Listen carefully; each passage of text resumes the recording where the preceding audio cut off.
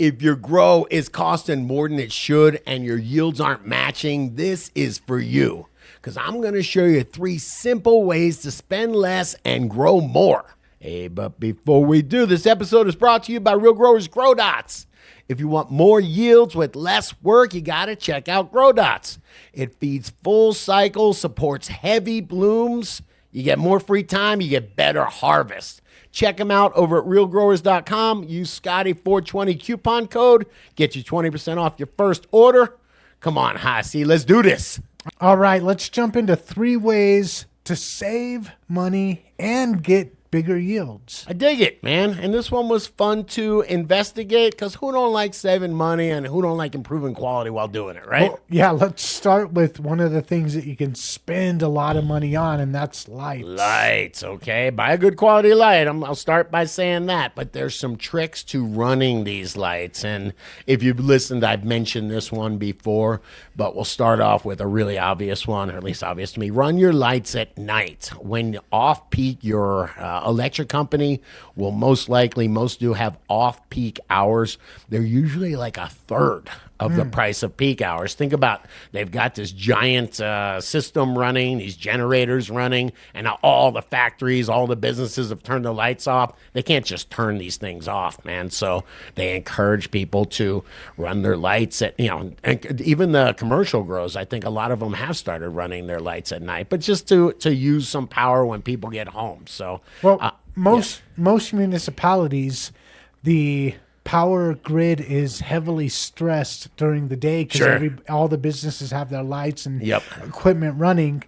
When the business is shut down, the electricity consumption goes down. Yes. It gets cheaper to provide, and most cities now will charge you less after a specific time. Yeah, they don't have big batteries to store this in. They've got giant generators or nuclear reactors for some places, and you don't just shut them down during the nighttime.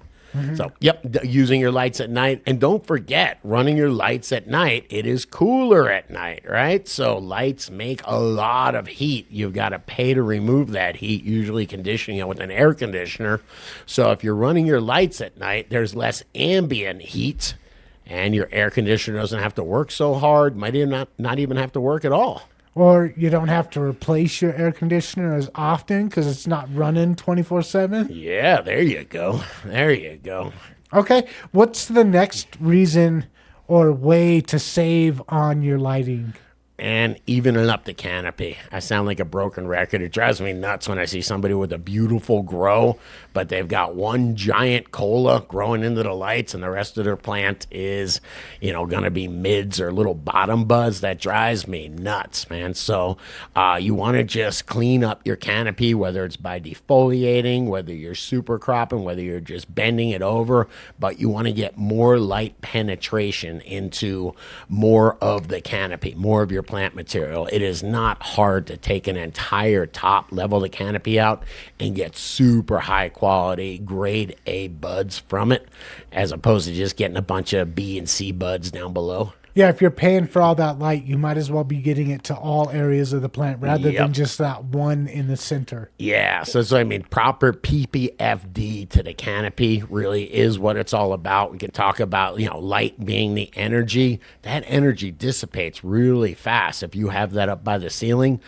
So if you can level out your canopy, you can keep your lights right where they should be, where they're getting maximum spread and maximum intensity. Your light manufacturer will tell you the recommended heights, and you're getting just more high quality light to more of the canopy. You're going to get more tops. You're going to get better even in the middle of the plant. You're going to get super high quality buds that you're proud of. So that's a big deal. Okay, I'm getting the most out of my lights now. Let's talk about the other place where I see a lot of growers overspend. Yeah, let's get a lot of bang for your buck from the nutrients now. Stop overcomplicating nutrients. Don't buy stuff that you don't need or don't understand. And nutrients have changed a lot since I got into growing. It used to be heavily marketing and very expensive. Yep. Yeah, and gosh, imagine folks wanted to get the real information out there, help people become real growers, pun intended. And we stopped falling for a lot of the gimmicks. And I tell you what is the macronutrients of the plant? You probably know this. N, P, and K. Yes. You know what? I almost argue because you know what the plant's almost 90% made out of? Carbon and water. Carbon, hydrogen, and oxygen. So those should be rebranded as the real nutrients, okay? No, but N, P, and K, the plant uses those nutrients. You have to provide them in the highest amount. And then you've got secondary nutrients, which the plant needs a bunch of. Calcium, magnesium, sulfur, and then you got those micronutrients that they just need the tiniest bit of. If you give them too much, it'll poison them. Molybdenum, yeah, you don't want to be putting too much molybdenum on there. You know, little stuff like that, manganese, things like that. So, so we don't. And by the way, those are so easy. They're so inexpensive because they're accessible. There's a tiny amount needed. A micronutrient package, you know, when you're making fertilizer, it costs pennies. You know, it's not expensive. So don't just fall for the gimmicks. Well, and I've seen a lot of companies break all of those up into their own separate product. Yep. So you got to go buy like 15 different products. Yeah, I mean, you've got your macronutrients, you've got your N, P, and K, you've got your secondaries and your traces, and you got your micros, and you can get them all in one. That's not complicated. They do it for tomatoes all the time. Well, there's Canna A and B, which is a very simple. Then there's Grow Dots, and you get everything in one thing. Yep. So why was it so prevalent that a lot of the companies were doing buy 15 different bottles? Ignorance. I think that's got to be the best word, right? I was laughing. I just have these random thoughts while brushing my teeth, and I was thinking about doing this video and thinking, God, if I was going to give someone the best advice, it'd be try to grow something else before you try to grow weed. If you had grown a tomato plant in your life, then you would be prepared to grow cannabis, and you probably wouldn't be falling for all these ridiculous tricks. You've either got fertilizer, you've got soil amendments, which guess what they do? They sit in the soil and they amend it, make it easier for the soil to hold nutrients, make it easier for the soil to deliver that nutrient. And then you got these things called biostimulants, and that's where the weird stuff is, and that's where folks are still falling for a lot of that stuff. Some of them are worth it. Kelp is a biostimulant. You do not need kelp to grow plants. They'll grow fine without kelp. When you give it to them, you're taking some of those stimulants from the fastest growing plant in the world, and you're getting some into your cannabis plant. Works really cool. But I'll give you one that the jury's still out on, that you can spend $100. You can spend $100 on a bottle of tricantanol.